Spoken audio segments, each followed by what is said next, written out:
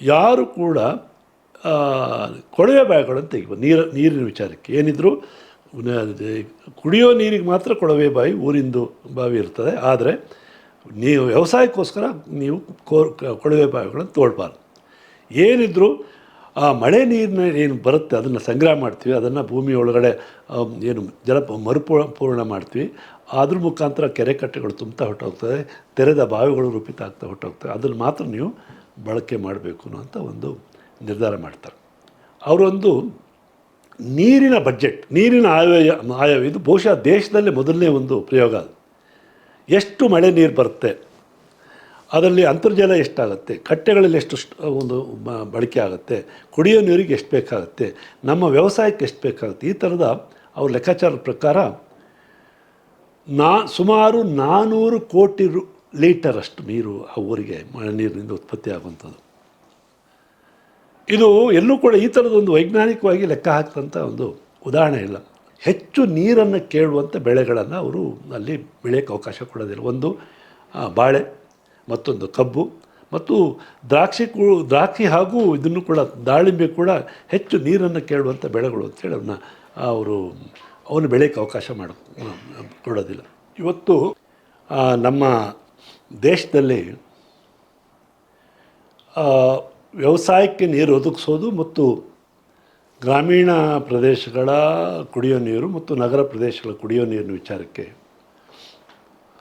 ತುಂಬ ಸರ್ಕಾರಗಳು ಲಕ್ಷಾಂತರ ಕೋಟಿ ರೂಪಾಯಿ ಖರ್ಚು ಮಾಡಿದ್ದಾರೆ ನಮ್ಮ ದೇಶದಲ್ಲಿ. ಬಿಡಿ, ಕರ್ನಾಟಕದಲ್ಲೇ ಇವತ್ತು ಅಪ್ಪರ್ ಕೃಷ್ಣಾದಿಂದ ಹಿಡಿದು ನಮ್ಮ ಎತ್ತಿನ ಹೊಳೆಯ ತನಕ ಎಷ್ಟು ಲಕ್ಷ ಕೋಟಿ ಖರ್ಚಾಯಿತು ಅಂತ ಹೇಳಿದರೆ ಅದು ಲೆಕ್ಕಕ್ಕೆ ಸಿಗೋದಿಲ್ಲ.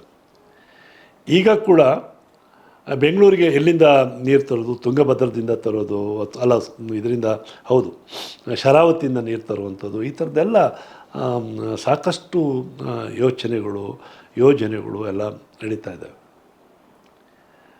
ನಮ್ಮ ಜಿಲ್ಲೆಯಲ್ಲೇ ನೋಡಿದರೆ ಎತ್ತಿನಹೊಳೆ ಪ್ರಾಜೆಕ್ಟ್, ಅಲ್ಲಿ ಚಿಕ್ಕಬಳ್ಳಾಪುರ ಮತ್ತು ಕೋಲಾರ ಮತ್ತು ಆ ಬೆಂಗಳೂರು ಸುತ್ತಮುತ್ತಲಿನ ಸ್ವಲ್ಪ ಬರಪೀಡಿತ ಪ್ರದೇಶಗಳಿಗೆ ಕುಡಿಯೋ ನೀರನ್ನು ಒದಗಿಸ್ಲಿಕ್ಕೋಸ್ಕರ ಅಂಥೇಳಿ ಅಲ್ಲಿಯ ಕೆರೆಗಳನ್ನು ತುಂಬಿಸ್ಲಿಕ್ಕೆ ಅಂಥೇಳಿ 8,000 ಕೋಟಿಯಿಂದ ಆರಂಭ ಆದಂಥ ಒಂದು ಎತ್ತಿನಹೊಳೆ ಪ್ರಾಜೆಕ್ಟ್ ಇವತ್ತದು 20,000 ಕೋಟಿ ದಾಟಿ 30,000 ಕೋಟಿ ಹತ್ತಕ್ಕೆ ಹೋಗ್ತಾಯಿದೆ. ಆದರೂ ಕೂಡ ನಾವು ಇತ್ತೀಚೆಗಷ್ಟೇ ನೋಡಿ ಬಂದ್ವಿ ಅದನ್ನು.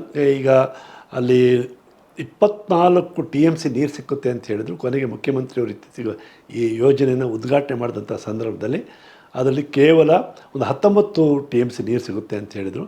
ಈ ವರ್ಷ ಪ್ರಾಯೋಗಿಕವಾಗಿ ಕಳೆದ ಸೆಪ್ಟೆಂಬರ್ ಪ್ರಾರಂಭ ಮಾಡಿದಂಥವ್ರು 1.5 TMC ನೀರನ್ನಷ್ಟೇ ಅವರು ಎತ್ತಲಿಕ್ಕೆ ಸಾಧ್ಯ ಆಗಿದೆ. ಆದರೂ ಕೂಡ ಅದನ್ನು ಅವರೇನು ಉದ್ದೇಶಿತ ಪ್ರದೇಶ ಇತ್ತು, ತುಮಕೂರು ಅಥವಾ ಚಿಕ್ಕಬಳ್ಳಾಪುರ, ಕೋಲಾರ ಜಿಲ್ಲೆ ಕಡೆಗೆ ಇನ್ನೂ ಕೂಡ ಅದನ್ನು ಹರಿಸ್ಲಿಕ್ಕೆ ಸಾಧ್ಯ ಆಗಿಲ್ಲ. ಅದು ಒಂದು ಕಡೆ. ಇಂಥ ಒಂದು ಹೊತ್ತಿನಲ್ಲಿ ನಾವು ನೀರಿಗೋಸ್ಕರ ನಾವು ಒಂದು ಸ್ಥಳೀಯವಾಗೇ ನಾವು ಅಭಿವೃದ್ಧಿಪಡಿಸ್ಕೊಂಡ್ರೆ, ಯೋಜನೆಯನ್ನು ರೂಪಿಸಿದರೆ ಖಂಡಿತ ಕುಡಿಯೋ ನೀರಿಗಿರ್ಬೋದು ಅಥವಾ ವ್ಯವಸಾಯಕ್ಕೆ ನಾವು ನೀರನ್ನು ಅಲ್ಲೇ ಸ್ಥಳೀಯವಾಗಿ ನಾವು ಸಂಗ್ರಹಿಸಿ ಬಳಸಲಿಕ್ಕೆ ಸಾಧ್ಯ ಇದೆ ಅನ್ನೋದನ್ನು ಅನೇಕ ಉದಾಹರಣೆಗಳು ನಮ್ಮ ದೇಶದಲ್ಲಿದ್ದಾವೆ. ಅದು ವಿಶೇಷವಾಗಿ ನಮಗೆ ರಾಜಸ್ಥಾನದಲ್ಲಿ ಡಾಕ್ಟರ್ ರಾಜೇಂದ್ರ ಸಿಂಗ್ ಅವರು ಮಾಡಿದಂಥ ಪ್ರಯೋಗ ಇದೆಯಲ್ಲ, ಅದ್ಭುತ. ಅವರು 11,000 ಕೆರೆ ಕಟ್ಟೆಗಳನ್ನ ಅವರು ಕಟ್ತಾರೆ ಜನಶಕ್ತಿಯ ಮುಖಾಂತರ. 85ನೇ ಇಸ್ವಿಯಿಂದ ಅವರು ಹಳ್ಳಿಗೆ ಹೋಗಿ ಅವರು ಮೂಲತಃ ಉತ್ತರ ಪ್ರದೇಶದವರು. ಅಣ್ಣಾ ಹಜಾರೆಯವರು ಕೂಡ ಮಹಾರಾಷ್ಟ್ರದಲ್ಲಿ ಅವರು ಬಹಳ ದೊಡ್ಡ ಪ್ರಯೋಗ ಮಾಡಿ ಒಂದು ಹೊಸ ಮಾದರಿಯಲ್ಲಿ ಹಳ್ಳಿಯನ್ನು ಕಟ್ಟಿ ಅವರು ಜನಶಕ್ತಿಯನ್ನು ಬಳಸೋದ್ರ ಮುಖಾಂತರ ಇಡೀ ದೇಶಕ್ಕೆ ಅವರು ಒಂದು ಮಾದರಿ ಹಳ್ಳಿಯನ್ನು ಕಟ್ಟಿದರು. ಅದೇ ಥರ ಇವತ್ತು ವಿಶೇಷ ವ್ಯಕ್ತಿ ಪೋಪಟ್ ರಾವ್ ಪವಾರ್ ಅಂಥೇಳಿ, ಅವರು ಮಹಾರಾಷ್ಟ್ರ ರಾಜ್ಯದಲ್ಲಿ ನಮ್ಮ ಅಣ್ಣಾ ಹಜಾರೆಯವರ ಊರೇನಿದೆ ರಾಣೆಗಳಿಸಿದ್ದಿ ಅಂಥೇಳಿ, ಅಲ್ಲಿಗೆ ಕೇವಲ 40 ಕಿಲೋಮೀಟ್ರ್ ದೂರ ಮತ್ತು ಅಲ್ಲಿ ಜಿಲ್ಲಾ ಕೇಂದ್ರ ಅಹಮದ್ನಗರ ಜಿಲ್ಲಾ ಕೇಂದ್ರದಿಂದ 17 ಕಿಲೋಮೀಟ್ರ್ ದೂರದಲ್ಲಿರುವಂಥ ಹಿವಾರೆ ಬಜಾರ್ ಅಂತ ಒಂದು ಹಳ್ಳಿ. ಅಲ್ಲಿ ಪೋಪಟ್ ರಾವ್ ಪವಾರ್ ಅವರು ಅಹಮದ್ನಗರದಲ್ಲಿ ಅವರು M.Com ಮುಗಿಸಿದ ನಂತರ ಅವರು ಒಳ್ಳೆ ಯೂನಿವರ್ಸಿಟಿನಲ್ಲಿ ಕ್ರಿಕೆಟ್ ಪ್ಲೇಯರ್ ಆಗಿ ನ್ಯಾಷನಲ್ ರಾಷ್ಟ್ರ ಮಟ್ಟದಲ್ಲೂ ಕೂಡ ಆಟ ಆಡಿದಂಥವ್ರು, ಅನೇಕ ಸಾಂಸ್ಕೃತಿಕ ಚಟುವಟಿಕೆಗಳು ಕೂಡ ಪಾಲ್ಗೊಳ್ತಿದ್ದಂಥವ್ರು, ಭಾಳ ಒಳ್ಳೆಯ ಒಂದು ಹಿನ್ನೆಲೆಯಿಂದ ಬೆಳೆದಂಥ ಒಬ್ಬ ಯುವಕ ಅವರು 89 ಇಸ್ವಿಗೆ ಅಷ್ಟೊತ್ತಿಗೆ ಅವ್ರಿಗೆ ಒಂದು ಉದ್ಯೋಗದ ಅವಕಾಶಗಳು ಕೂಡ ಒದಗಿಗೆಲ್ಲ ಬಂದಿರ್ತದೆ. 89 ಇಸ್ವಿಗೆ ಹಳ್ಳಿಗೆ ಬಂದ ಸಂದರ್ಭದಲ್ಲಿ ಪಂಚಾಯತ್ಗಳ ಚುನಾವಣೆ ಘೋಷಣೆ ಆಗಿರ್ತದೆ.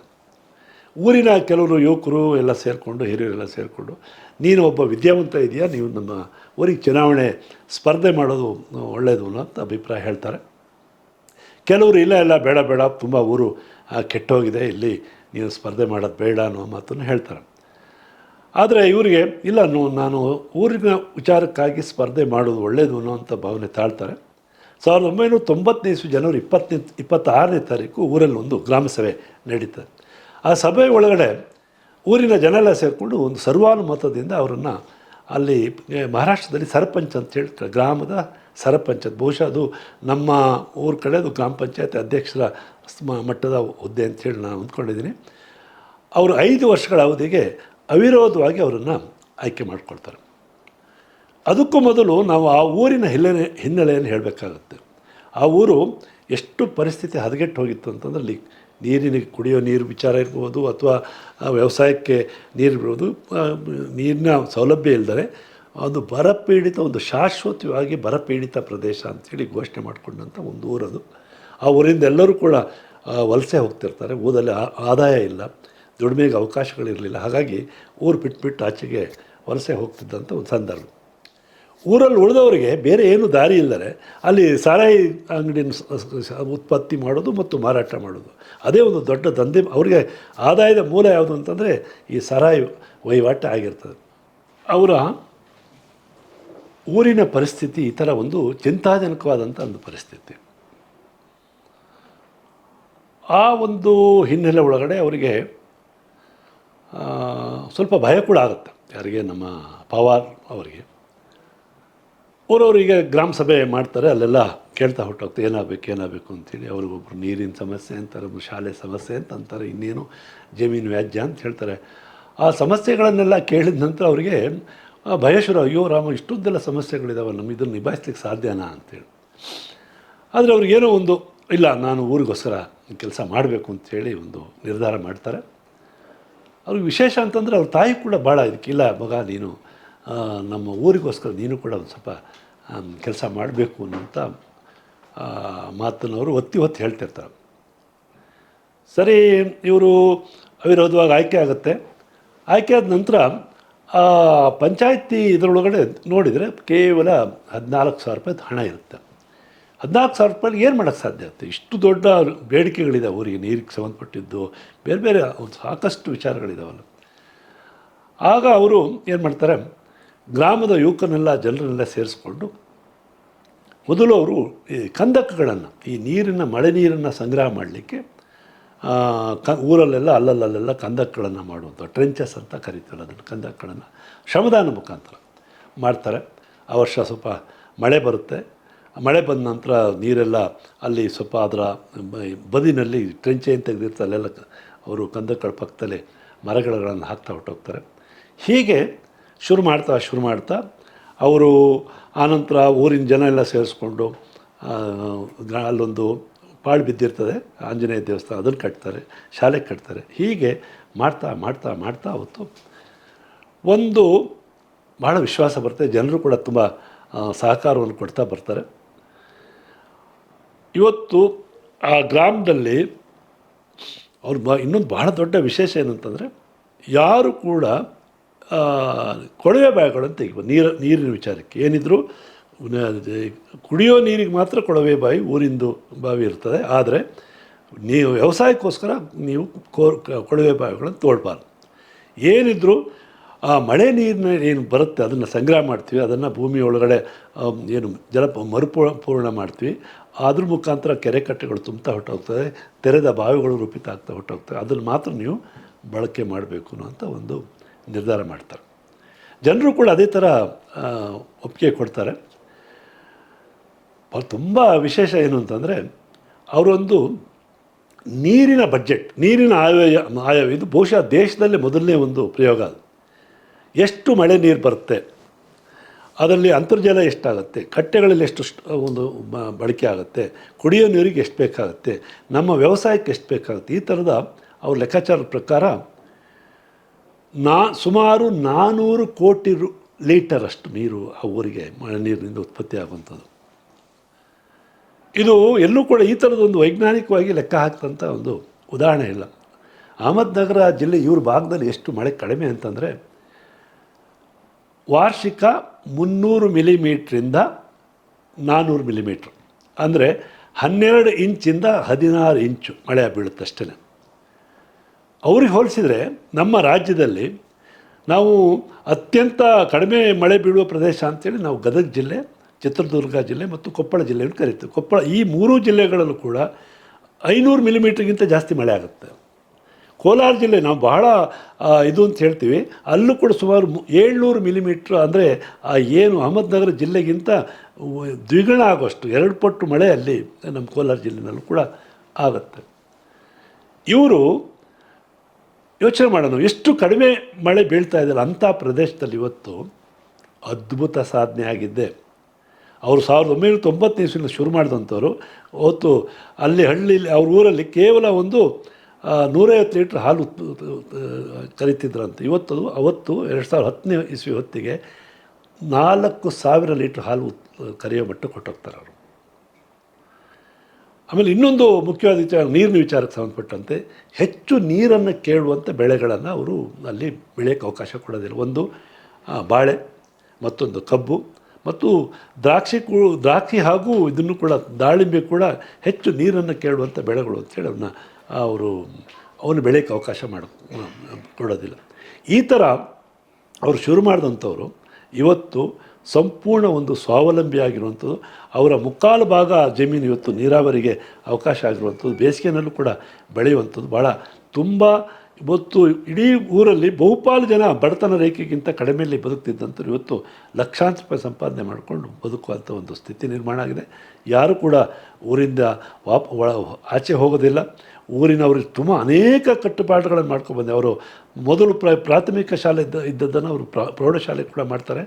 ಅವರು ಕೆಲಸವನ್ನು ಆರಂಭ ಮಾಡಿದಂಥ ಸಂದರ್ಭದಲ್ಲಿ ಕೇವಲ 35% ಸಾಕ್ಷರತೆ ಇದ್ದಂಥ ಗ್ರಾಮದಲ್ಲಿ ಇವತ್ತು 95% ಸಾಕ್ಷರತೆ ಬಂದಿದೆ. ಈ ಥರ ಹಲವಾರು ವಿಚಾರಗಳಲ್ಲಿ ಅವರು ಸಂಪೂರ್ಣವಾಗಿ ಒಂದು ಸ್ವಾವಲಂಬಿ ಗ್ರಾಮ, ಏನು ಗಾಂಧೀಜಿಯವರು ಕನಸು ಕಟ್ಟಿದ್ರು ಆ ಥರದೊಂದು ಆದರ್ಶ ಗ್ರಾಮವನ್ನು ಅವರು ನಿರ್ಮಾಣ ಮಾಡಿದ್ದಾರೆ. ಅದನ್ನು ಅವರು ಹೆಮ್ಮೆಯಿಂದ ಕೂಡ ಹೇಳ್ಕೊಂಡಿದ್ದಾರೆ. ಅವರು ಯಾರು ನಮ್ಮ ಪವಾರ್ ಅವರು, ನಾನು ಗ್ರಾಮ ಏನು ಗಾಂಧೀಜಿಯವರು ಕನಸ್ತಿತ್ತು ಆ ಥರದ ಒಂದು ಮಾದರಿನಲ್ಲಿ ನಾನು ಗ್ರಾಮವನ್ನು ಕಟ್ಟುವಂಥ ಕೆಲಸವನ್ನು ಮಾಡಿದ್ದಾರೆ.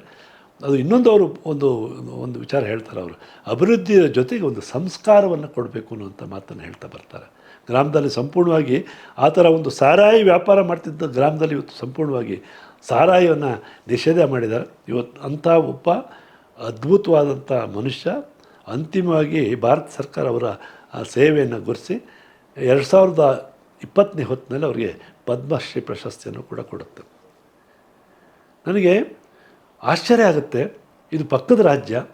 ಈ ಥರ ಒಂದು ಗ್ರಾಮೀಣ ಭಾಗದಲ್ಲಿ ನಾನು ಯಾವತ್ತೂ ಕೂಡ ಅಣ್ಣಾ ಹಜಾರೆ ಅವ್ರ ಬಗ್ಗೆ ಹೆಚ್ಚೆಚ್ಚು ಕೇಳಿದ್ವಿ ನಾವು, ರಾಜೇಂದ್ರ ಸಿಂಗ್ ಅವ್ರ ಬಗ್ಗೆಲ್ಲ ಕೇಳಿದ್ವಿ ನಾವು. ಇಂಥ ಒಬ್ಬ ಅದ್ಭುತವಾಗಿ ಪವಾಡ, ನಿಜವಾಗಿ ಹೇಳಬೇಕು ಅಂದರೆ ದೊಡ್ಡ ಪವಾಡ ಅಂತ ಹೇಳಬೇಕಾಗುತ್ತೆ, ಅಂಥ ಕೆಲಸ ಮಾಡಿದಂಥವ್ರ ಬಗ್ಗೆ ನಮ್ಮ ಮಾಧ್ಯಮಗಳು ಒಂದು ಪರಿಚಯ ಮಾಡುವಂಥ ಕೆಲಸ ಮಾಡಲಿಲ್ಲ ನೋಡಿ. ಆಶ್ಚರ್ಯ ನನಗೆ.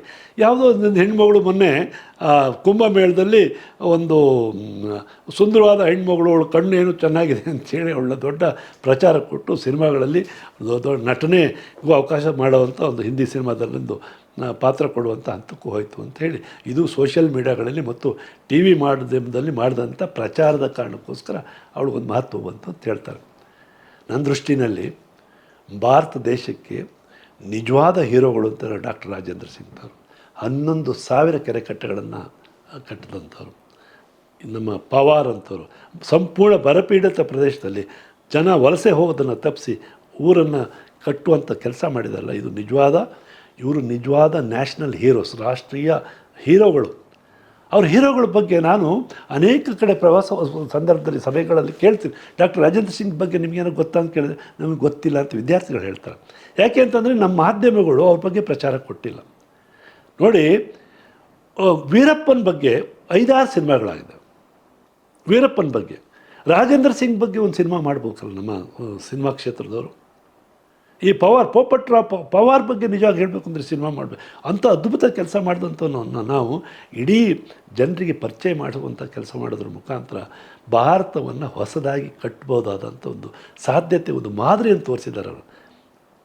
ನಾವಿವತ್ತು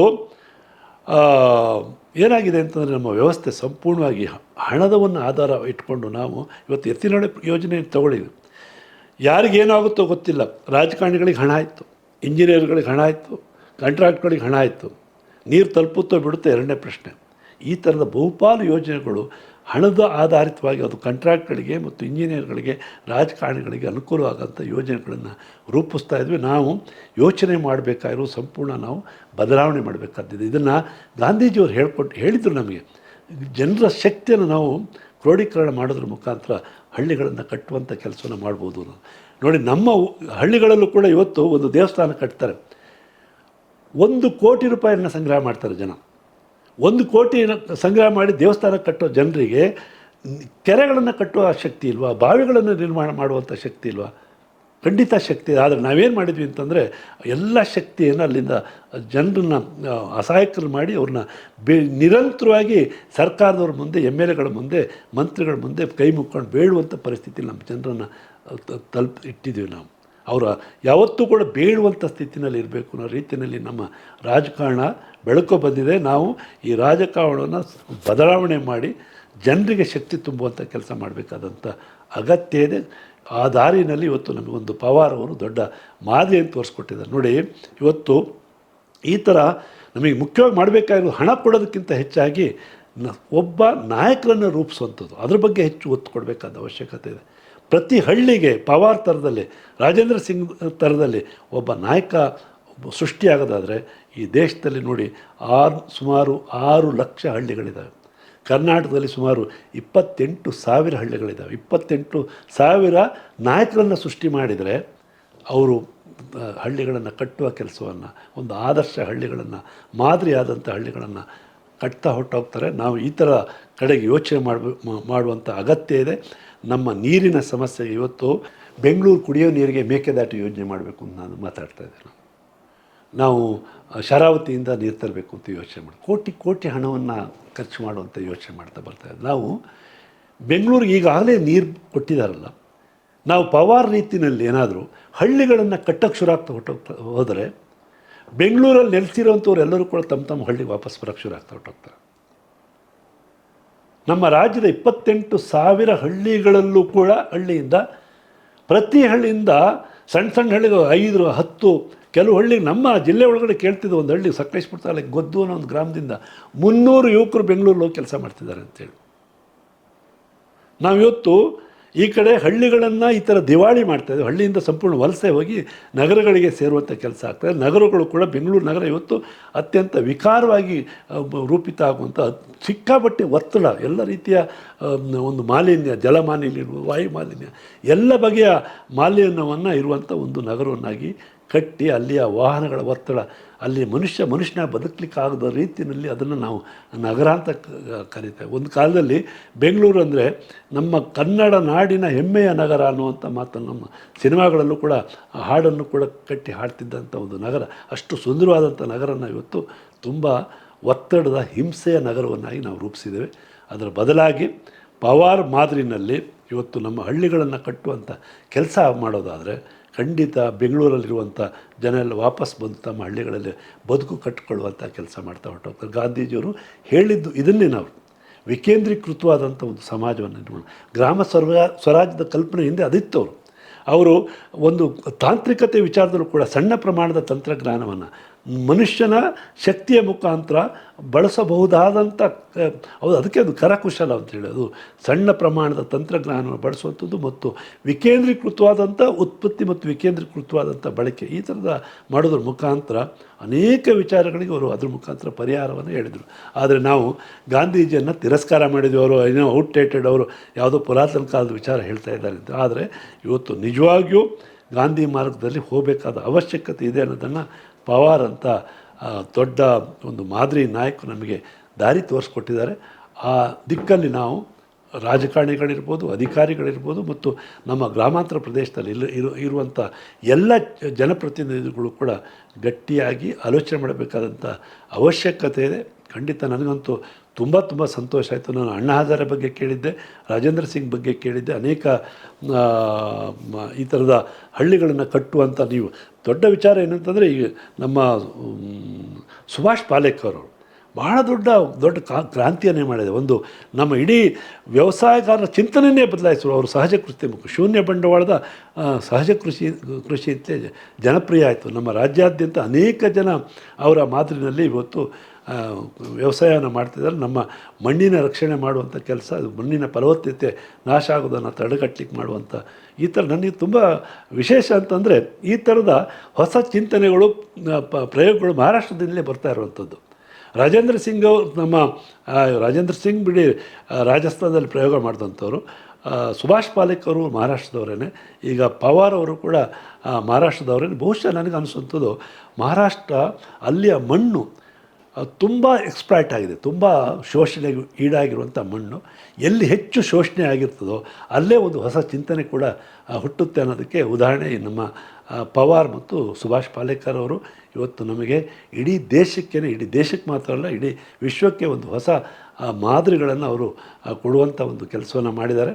ನನಗೆ ಈ ಒಂದು ಹಿಂದೆ ನಮ್ಮ ಸುಭಾಷ್ ಪಾಲೇಕರ್ ಅವರು ರಾಜ್ಯದ ಅನೇಕ ಜಿಲ್ಲೆಗಳಲ್ಲಿ, ಹಾಸನಕ್ಕೂ ಕೂಡ ಅವ್ರು ಬಂದಿದ್ದರು. ಹಾಸನದಲ್ಲಿ ನಮ್ಮ ಕಲಾಭವನದಲ್ಲೇ ಕೂಡ ಒಂದು ದೊಡ್ಡ ಕಾರ್ಯಕ್ರಮನ ಮಾಡಿ ರೈತರಿಗೆ ಒಂದು ಮಾರ್ಗದರ್ಶನ ಮಾಡುವಂಥ ಕೆಲಸವನ್ನು ಮಾಡಿದರು. ಆ ಥರ ನಾವು ನಮ್ಮ ಪೋಪಟ್ರಾವ್ ಪವಾರ್ ಅವರನ್ನು ಕೂಡ ನಮ್ಮ ರಾಜ್ಯಕ್ಕೆ ನಾವು ವಿಶೇಷವಾಗಿ ಹಾಸನಕ್ಕೂ ಕೂಡ ಕರೆಸಬೇಕು ಅಂಥೇಳಿ ನಾನು ಕೂಡ ಆಲೋಚನೆ ಮಾಡ್ತಾಯಿದ್ದೀನಿ. ನಾನು ಮೊನ್ನೆ ಕೂಡ ಅವ್ರ ಹತ್ರ ನಮ್ಮ ಮುಖಾಂತರ ಮೊಬೈಲ್ ಮುಖಾಂತರ ಮಾತಾಡಿದೆ.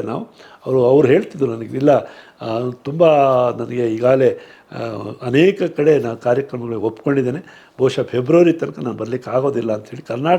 ಅಲ್ಲಿ ನಮ್ಮ ಮಹಾರಾಷ್ಟ್ರ ಸರ್ಕಾರದವರು ಕೂಡ ಗ್ರಾಮಾಭಿವೃದ್ಧಿಗೆ ಸಂಬಂಧಪಟ್ಟಂತೆ ಅವ್ರನ್ನ ಯಾವುದೋ ಒಂದು ಸಂಸ್ಥೆಗೆ ನಿರ್ದೇಶಕನಾಗಿ ಕೂಡ ಮಾಡಿದೆಯಂತೆ. ಆ ಥರದ ಒಂದು ಅವರು ಈಗ ಮಹಾರಾಷ್ಟ್ರ ಸರ್ಕಾರದ ಆ ಥರ ಅವರನ್ನು ಬಳಸ್ಕೊಳ್ಳೋಂಥ ಒಂದು ಕೆಲಸ ಮಾಡ್ತಿದ್ದಾರೆ. ನಮ್ಮ ಆಂಧ್ರ ಪ್ರದೇಶ ರಾಜ್ಯದವರು ಈಗ ಸುಭಾಷ್ ಪಾಲೇಕರ್ ಅವರ ಮಾದರಿನಲ್ಲಿ ಸಹಜ ಕೃಷಿನಲ್ಲಿ ದೊಡ್ಡ ಪ್ರಯೋಗವನ್ನು ಮಾಡ್ತಿದ್ದಾರೆ ಅಂತ ನಾನು ಕೇಳಿದ್ದೇನೆ.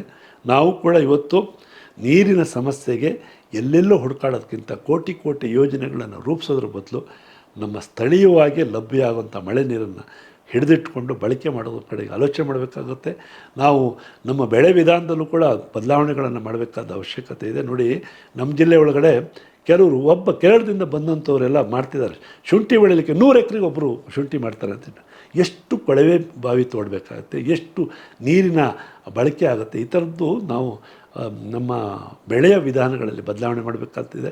ನಾವು ಒಂದೊಂದು ಸಲ ಏನು ಮಾಡ್ತೀವಿ, ನಾನು ಶಾಂತಿಗ್ರಾಮದ ಹತ್ರ ನೋಡ್ತಿದ್ದೆ, ನಾನು ಎತ್ತರದ ಪ್ರದೇಶದಲ್ಲಿ ಅಲ್ಲಿ ಭತ್ತ ಬೆಳೆಯುವಂಥ ಕೆಲಸ ಮಾಡ್ತಾರೆ.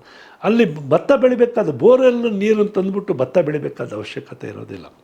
ನಾವು ಅದನ್ನು ಆ ಪ್ರಯೋಗನವರು ಪವಾರ್ ಅವರು ಮಾಡ್ತಿರುವಂಥದ್ದು ತುಂಬ ನನಗೆ ಸಂತೋಷ ಆಯಿತು. ಅಲ್ಲಿ ಬಾಳೆ ಬೆಳೆಯೋದಿಲ್ಲ ಮತ್ತು ಕಬ್ಬನ್ನು ಬೆಳೆಯೋದಿಲ್ಲ ಅನ್ನೋಂಥ ಮಾತನ್ನು ಹೇಳಿದೆ. ಇದನ್ನು ತುಂಬ ಒಳ್ಳೆಯ ವಿಚಾರ. ಹೆಚ್ಚು ನೀರಿರೋ ಕಡೆ ಬೇಕಾದ್ರೆ ಬಾಳೆ ಬೆಳೀಲಿ ಮತ್ತು ಇದನ್ನು ಕಬ್ಬನಂಥ ಬೆಳೆಗಳನ್ನು ಬೆಳೀಲಿ. ಆದರೆ ನಾವು ಇವತ್ತು ಎಂಥ ದೌರ್ಭಾಗ್ಯಕ್ಕೆ ಬಂದಿದ್ದೀವಿ ಅಂತಂದರೆ ಎಲ್ಲ ಕಡೆ ಅತಿ ಹೆಚ್ಚು ನೀರು ಕೇಳುವಂಥ ಅಡಿಕೆನೇ ಬೆಳೀಲಿಕ್ಕೆ ಹೋಗ್ತಾಯಿದೆ. ಮುಂದಿನ ದಿನ 2 ದಿನ ಸಾಕು ಅಡಿಕೆ ಬೆಳೆ ನಾಶ ಆಗಲಿಕ್ಕೆ. 2 ವರ್ಷ ಮಳೆ ಇರಲಿಲ್ಲ ಅಂತಂದರೆ ಅಡಿಕೆ ಬೆಳೆ ನಾಶ ಹೋಗುತ್ತೆ.